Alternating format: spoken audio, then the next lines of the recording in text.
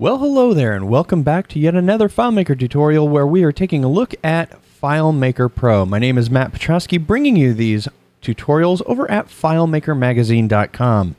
In this video, we are taking a look at the topic of search field scripting. We're basically replicating a very familiar feature. Now, this is what you find in your Finder if you're on a Macintosh, or you find it in FileMaker Pro and pretty much a lot of applications, and it is that familiar search feature. Let's take a look at the file. Alright, so here we are with the file opened, and we're going to take a look at the feature that I'm talking about. Now, it's pretty familiar. It's up here up at the top, and there's typically a search little icon or maybe some words or what have you. Then over here on the right-hand side, what ends up happening is a little X shows up in order to clear your search. Now, this really comes into play, especially on mobile, because on mobile, or when I say mobile, I mean on FileMaker Go or on a tablet or on your iPhone, when you start typing, in order to get rid of your search criteria, hitting the backspace multiple times to take a character away at a time, that's a little bit of a hassle. So providing that little X to get rid of everything is really pretty useful. So you select in, and in the case of FileMaker, you can say search for something like here I'm going to search for Matt. This happens to be a database of people. FileMaker does remember recent searches. That's just a feature that FileMaker has, but this search box is pretty much found the Finder all over the place in a lot of popular software packages. Now, of course, after I've performed my search, which I'm going to perform by hitting the return right here, so I can put in any type of information that I want. In fact, I'll put in DA and do a search. I can put in MA, any partial search, and then I can just click this little button to clear that search criteria. Now, obviously, this is built into FileMaker, but if you're not showing this within FileMaker and not providing the user with access, which many times our FileMaker solutions oftentimes want to turn these features off, primarily because the quick find feature, which is what we just took a look at, or FileMaker's find mode is not intuitive enough for users. You want to provide something in screen for them, such as this little search box right here. So in this case, when I select in, one of the nice things is you can see the little icon goes away and my little prompt right here, and I start to type MA. And you notice that as I started to type, so as I started that very first letter, notice that I've got the little X box showing up, or the little delete button, allowing me to clear that if I wanted to. Now, it works just like any other feature. So if I type MAT, I get all of my those including Matt. And if I want to clear to reset this portal, I just click that button and it resets all the way out. Now, there's additional features that we want to account for. If I've done my search of MAT, if I back this all the way out, you can see again, what I'm doing is I'm actually clearing out the results of the portal because I've reset this portal and the X is going away. So the X is there when I do have criteria, the X or the delete button is taken away. Now, all of the functionality built into this is completely up to you, whether or not you reset. So I've done a search for Matt right now. If I did not want this portal to reset, I, of course, because I'm scripting this whole thing, have it in complete control. But you also want to account for things such as a select all. If I select all of this content and then hit the delete key, then I would expect to basically reset my portal. Now, your portal itself is either going to be pre-populated with content. In this case, it's listing all of the people names that I have in all of my database, or it's going to be populated with nothing. Before I get into the details and the specifics of this particular technique, what I want to make you aware of is while this is very common, which is basically showing all content and then filtering down, showing, pulling out, let's say, Audrey's name out of all of those, as opposed to showing nothing and then actually doing your search, the first one of the two, which is showing and loading everything, is a very expensive thing to do, especially if you're working over a weak signal with regards to mobile, if it's like a 3G signal, etc., because loading all of this information is not necessarily what the user may be requesting. So oftentimes you want to flip that on its head and actually start with nothing and then allow the user to narrow down and actually pull up all of the Davids in order to see those names. So now that we've done that, let's take a look at one of the implementation reasons that I've put this in the way that I have. Now, clearly I'm using an onObject keystroke. In fact, right here up at the top, you can see that my notes say using an onObject keystroke trigger, it's possible to provide a solution-wide search field feature which emulates the popular search widget found in most modern OSs. Now, in FileMaker, you often end up using the same type of functionality many times in many different places. In fact, over here in my theme studio, I have over on the sidebar an area where I want to be able to filter out any of the items that are in this sidebar, but as well I want to be able to search within all of this list of icons. So I need to provide a feature that allows me to script this once, but then conditionally branch to apply the search or the filter or whatever it is to the specific area. So over here I can put in the word icon and that stays filtered, and over here I can put in the word bookmark and filter out any items within this, providing the exact same functionality within both places, and from layout to layout, where I have this search feature working across all of the different layouts. So let's take a look at the inside of the file and understand how we can implement this into your file. Okay, so let's break things apart. As with a lot of complex techniques, you have a lot of different parts spread across all of the areas of FileMaker. This isn't just one script that's doing all of this. It's multiple scripts in this particular case, but on top of that, you've got a lot of things going on in the user interface. The first thing we need to do is go into layout mode and break down the elements of the search box itself and why it's actually constructed in the way that it is. Now, there are multiple items layered on top of each other, and as I take them apart, what you're going to see is that each of the elements are required in order to satisfy a particular need. So we basically have a number of elements. There is 1, 2, 3, 4, and 5. That includes the white search box, which is actually text. And what I'm going to do is I'm going to move over here to the Appearance tab, because this item right here within the Appearance tab allows you, with a selected object, to know what that object is. So you can watch this area in the video for when I select on objects. So the first thing is I use a text object for the search background. This allows me to merge in actually a global variable is what I typically use, which allows me to cycle through or support switching languages within the solution. Selecting on this is basically just a graphic. Now, there have been times where I've tweaked the behind-the-scenes the CSS in order to left align an image, which I put into a search field. Now, the reason that we put the white background is that when you go into a field for the purpose of searching, if that field is set to be transparent, and I'm talking about this field right here, you can see that currently it has a fill of none. And if I go to the in focus state of this, you can see that it then has a solid color.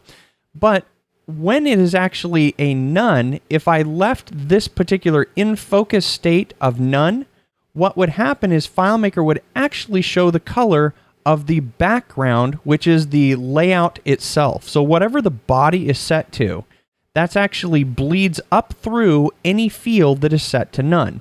So we need to select the in focus state of our actual search field and actually go in and make that so that it's a solid color. What that solid color does is it blocks out the word that I have underneath in the background. But at the same time, you can also see that I have some conditional formatting on this object. If we look at the conditional formatting by right-clicking and selecting, you can see that it says if the technique search field, which happens to be a global field, if it's not empty, then what we're going to do is we're going to set the text color to white. Now, this isn't actually necessary in this particular case, and that's because when I select in this field, it becomes opaque, and I can no longer see the word coming up through it. Now, also notice when I select this, I've done a little bit of a trick here. I am using this object right here, which, as you can see, is a rectangle. This rectangle has this inner shadow set. Now, the inner shadow, either of these two effects, will not render on iOS. So you basically have to emulate this by simply creating a graphic and then putting that graphic as an overlay on top of these objects if you actually want to render a nice shadow on iOS devices. That's because FileMaker opted to not do a lot of the rendering because it's very expensive in terms of the redraw. But putting an image as an overlay works just fine. But when I select this, and then I go to that state of in focus, what I want you to notice is something that happens that I've done. I've actually set a solid line on this object, and I've given it a 3-point transparent fill. Now this is a trick because the overlay is actually, when we select this object, looking at the inner shadow settings, is actually blurring out for an amount of 2 pixels and is offset by 1. So if I'm offsetting it by 1, coming down, and then blurring it out a total of 2, it's not necessarily exceeding 3 pixels, but that 3 pixel in focus setting and setting it to transparent allows me to actually have this object so that I can basically see the shadow when I'm selected in it. If that wasn't the case, if I had this still be either no line or a solid white line, you would actually have part of the shadow, which is on the very top layer, knocking out the actual search, and it just doesn't look as good. Now you will also notice that the search field itself, I've turned off the rounded edges on the right side, and that's because I need room for the delete button. Once I select into the field, if I had this field be the full length of my actual background, then it would obscure my button, and I need to actually have my button be visible and available. And finally, in the layout, you're going to notice that of the objects, when I select on them, I'm going to switch to the Position tab. What you're going to see that a number of them require you to name them. That is the background, which I've named Text Search Background. In fact, for the purposes of FileMaker standards and standardizing, most all of my objects, I name them in a dot notation, and the very first prefixed name is the name of whatever the object is. It just makes it easier. If it's a text object, as according to the Appearance tab, we can see that this is a text object. I simply name it text dot then whatever. Same with a field. If I select my field, you can see that it is field.search. Go to Appearance, it is a field object. So matching that just makes it really easy when you're dealing with all of your code. Likewise, this object right here is called button.searchDelete. Now the reason that these objects, the background and the button in particular, are named is because within our script, we actually need to refresh these objects based on the content of the search field. If there's nothing in the search field, then we don't need to show the delete because it doesn't make sense. And same with the search word with or the background with regards to rendering or updating it. So let's take a look now at the script and see how things are working inside and what the actual functionality is. Because when we select on this field, if I hold down the Command key or the Control key on Windows, we can see that really all I'm using as I scroll through all of the different script triggers is the one script trigger of onObject keystroke. And according to FileMaker standards, I have aptly named my script onObject keystroke because that's what it applies to, and then it is a generalized filter because for the most part a search is you're filtering out of all records down to what you want, the smaller subset, and that filter can be applied to many different fields. As I showed you in the theme studio that I had there, I'm using this exact same script on all the fields across the whole solution and simply determining where the user is within the solution at any given time. All right, as with all things, when you're trying to learn more about what FileMaker is doing or how things are going on, aside from knowing that you have to go into layout mode and sort of dissect things and that things within layout mode with regards to named objects, etc., interact with how your script is actually doing things, what you need to know about this particular script is that like all scripts, you simply need to get all of your constituent parts at the beginning of the script, know what's going on, and then use those dynamically. And oftentimes this comes in the form of capturing variables. So what I'm going to do is I'm going to start to type the letters. Obviously, the onObject keystroke is triggering the script, and that's what's actually happening. Now, when you're going to use script triggers, especially onObject keystroke triggers, you want the script to fail out as quickly as possible.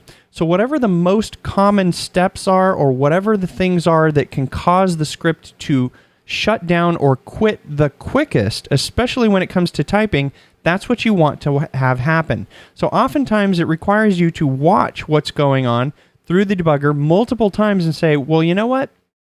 They're actually deleting more, or they're actually inputting characters more, and it really determines whether you exit the script early or whether you exit the script late, whether you watch for a positive result or whether you watch for a negative result. Now, if that doesn't make sense to you, it will as you learn more and more about FileMaker, that you'll come to the point you'll say, you know what? The negative result of this is that if there's nothing in here, I need to bail out of this script earlier rather than doing it at the very end of the script. So right off the bat, the first thing you can see is that we're capturing into our variables some very critical pieces of information. We are, one, getting the active field contents. What is the content of the field that I'm in?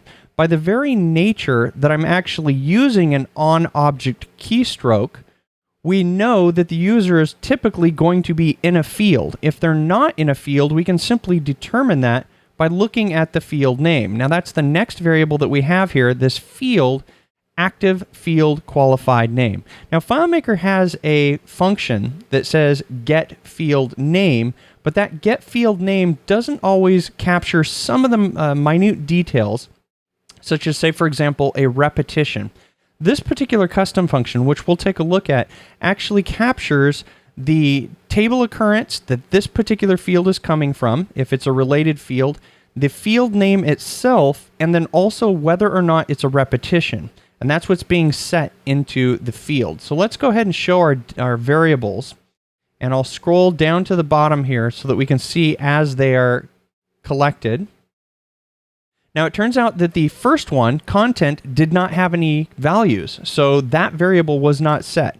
Field will be set, and we can see right here what it's actually setting. It is setting technique, and your double semicolon or your double colons, and then search. So that is our search field. The reason that we want to dynamically capture this into a global variable, or excuse me, into a local variable, is it allows us to use this same script on all of the different fields. It really is sort of field independent, but it's not functionally independent in that you need to determine, in my case on the Theme Studio, if I'm on the icons layout, I need to take some type of icon related search steps. If I'm on a different layout, like my layouts or my colors layout, then I need to take a corresponding step right there whenever I do that. So object is get my active layout object name, hence the reason that we need the actual field to have an object name, allowing us to return to this field at any time because our script is going to go off and do some things. Now the first one is basically an updating of the UI. There is nothing in the user interface that says, hey, show the delete button or don't show the delete button. And the way that I'm doing it within this file is I've implemented it in a 12 and 13 compatible format. If you're only using FileMaker 13, you can adapt what I've done here and use the hidden feature within the data tab of the inspector. But I've opted to use the older FileMaker 12 method of actually using conditional formatting and setting the fill color to be transparent, meaning if you have an image within a particular object, if you set that to transparent, it will no longer show.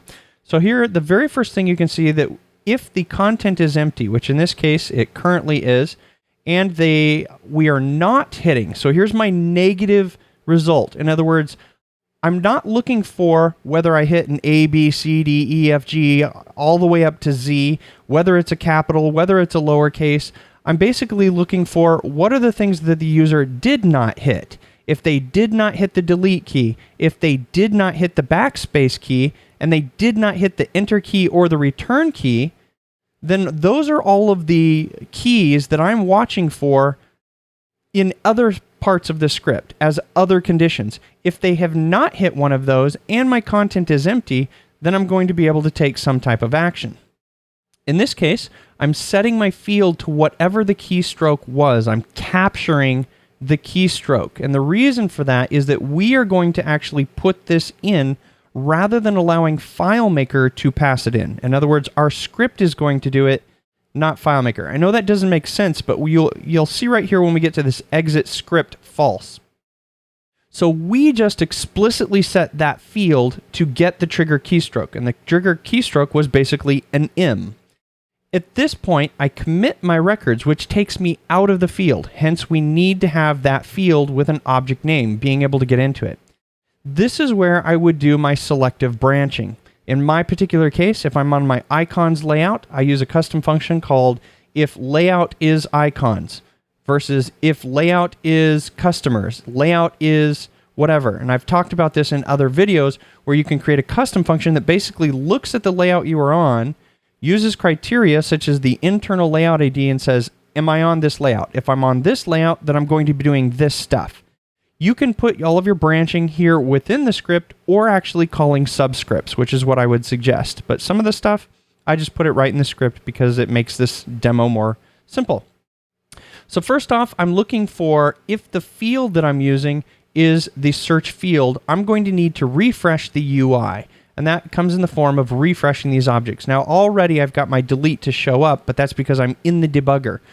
FileMaker would run so fast that this would actually not update when you're running the script without the refresh objects. So you need to refresh the background that I talked about, refresh the delete button, and the delete button itself has its own conditional formatting that says, if this is not empty, then you need to show. Otherwise, if this field is empty, you need to hide. Pretty simple. Then we have our goTo object going back to our object, and we have our exit false. Now the reason that this is set for false is because remember, I typed the letter M.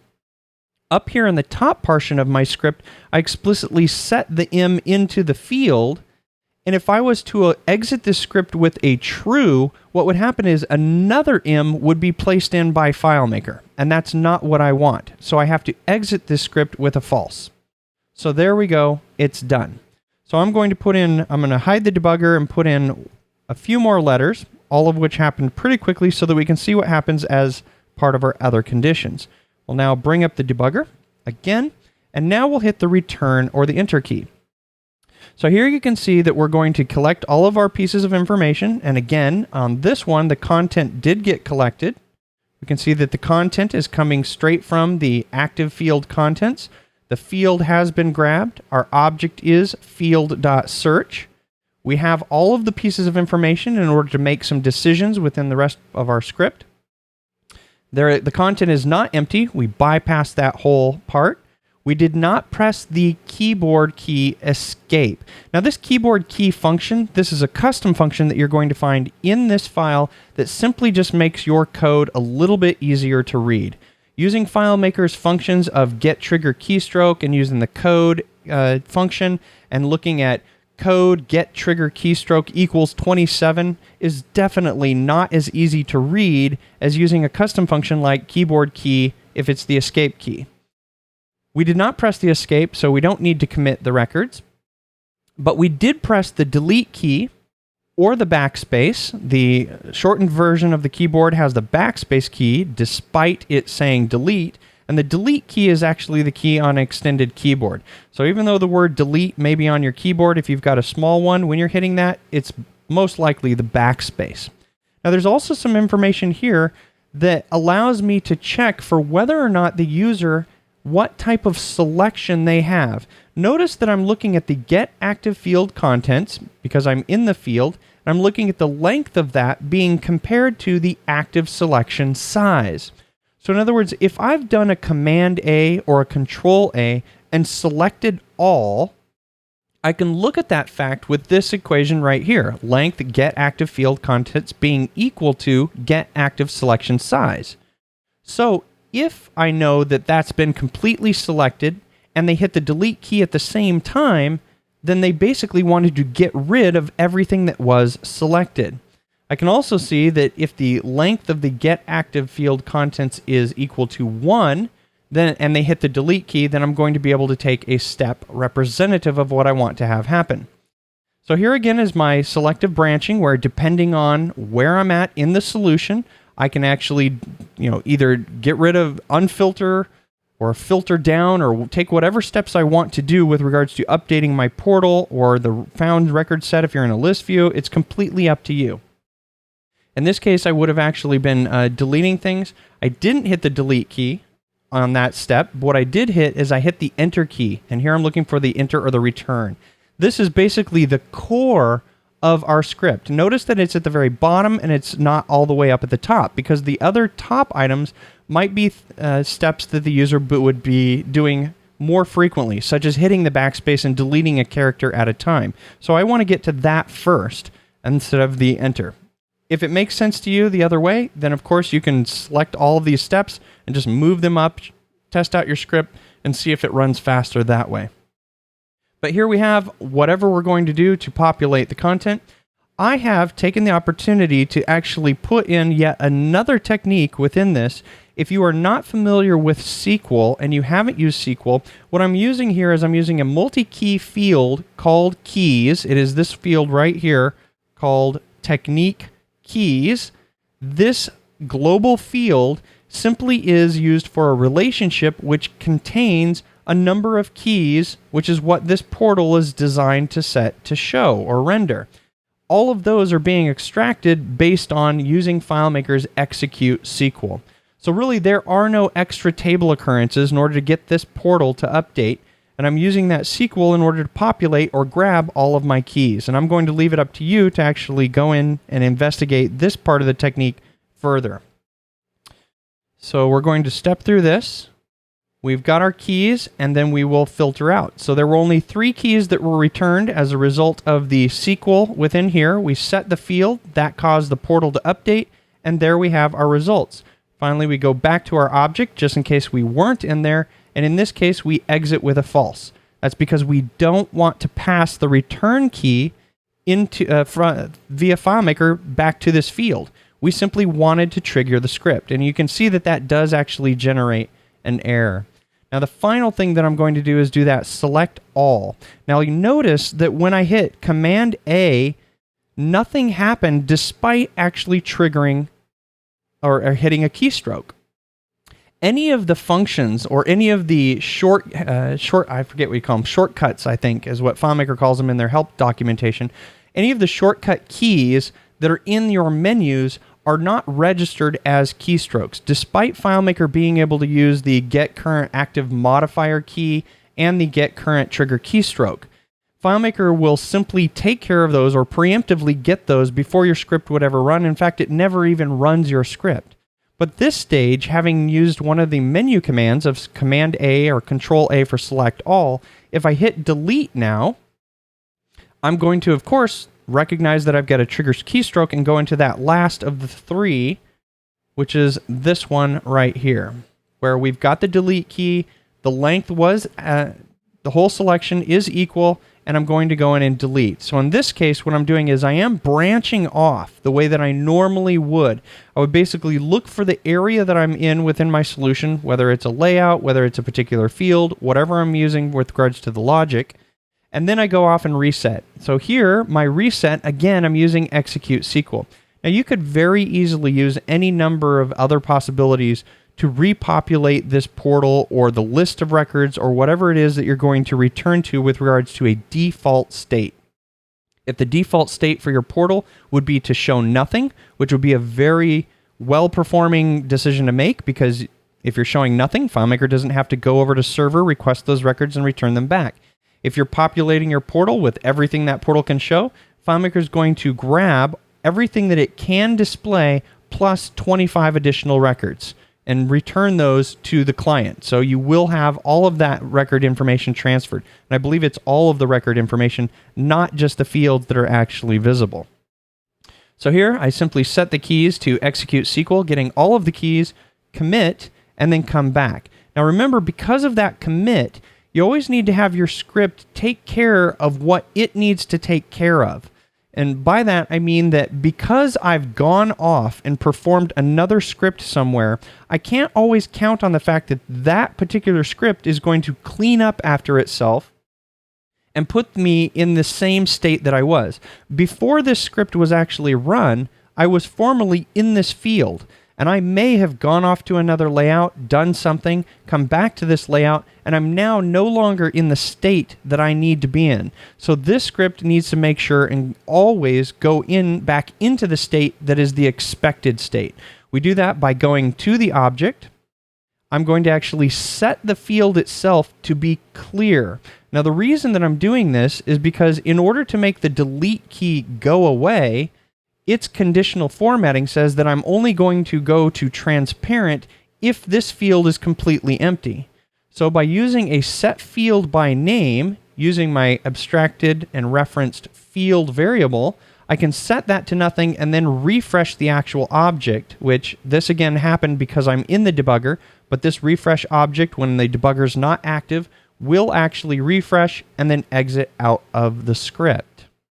And that is pretty much what you have with regards to emulating this functionality. What you wire up to this is completely up to you, whether it's a filtering of a portal via a global field, whether it's working with list view and performing an actual search and showing a related set of found records, whether it's using quick find and actually triggering a quick find rather than using FileMaker's quick find up here. This is something that you can build into your particular solution and use it, and it'll work great on mobile and it'll work great on your desktop. The one thing I haven't tested is using it on the web direct, but I'm sure that you can inevitably, if all of the steps that are in those scripts will actually work, you can definitely get it to work. So to wrap things up, I just want to show you how easy it is to get this into your own solution. First off, you need the custom functions. I'm going to bring up that dialog. The ones that are used within the script are these 4 right here. If you're not going to use FileMaker's execute SQL, you don't have to use these 2, which are basically just helper functions, but you do need the active fully qualified field name. That's what the FQFN stands for, and the keyboard key custom function. These 2 are basically what's working, or they're what's used within this script. Then you're going to go into layout mode. You can select all of these objects by simply marqueing around them. You're going to have to, according to FileMaker themes, go into your appearance, and you're going to have to actually set these up. You'll notice that I have these set up as search overlay, search background, and then I have search delete and search field. If you copy these into your solution, you will have a little red triangle in this area right here. And you will actually need to save that as part of your theme if you copy these into your solution so that your solution stays optimized. Once you've copied all of those, actually, you know what, before you copy those from the layout, you're going to want to copy the script because this references this script right here. This is the one critical script, the onObject keystroke filter. Everything that is in between the short little dashes is just the branching based on what is happening. This first part clearly states it is the update UI part, which refreshes and updates the delete and the other widget, the background. This one right here is if the user hits a backspace or a delete and clears. Again, everything between the 4 little dashes is all of your branching, depending on where you're at within your solution. And then again, down at the bottom, the execution of the filter or the query or the search or however you want to think of it, again, is within the 4 dashes. That's where all of your branching is going to happen. All the rest of the script should copy and paste just fine. With the script copied and pasted, you can then select all of your layout elements, copy, paste those in, make sure that all of them are named within the position tab or the objects that are needing to be named, presuming that you don't have existing objects named something like button.searchDelete. If you do, you'll end up with a button.searchDelete space copy. And hopefully you know that if you have an object with the same name and you copy it, FileMaker simply appends the word copy. But for the most part, that's it. That's all that's required in order to emulate and replicate this really nice search field with this search field scripting. As with all of my videos, I hope you've learned more about FileMaker and what's possible and how cool you can make your solution with regards to emulating pretty much anything that you find in most of the rest of your software packages. It really is pretty cool. So with that, I'd like to wish you much luck with your own FileMaker development, and until next time, happy FileMaking.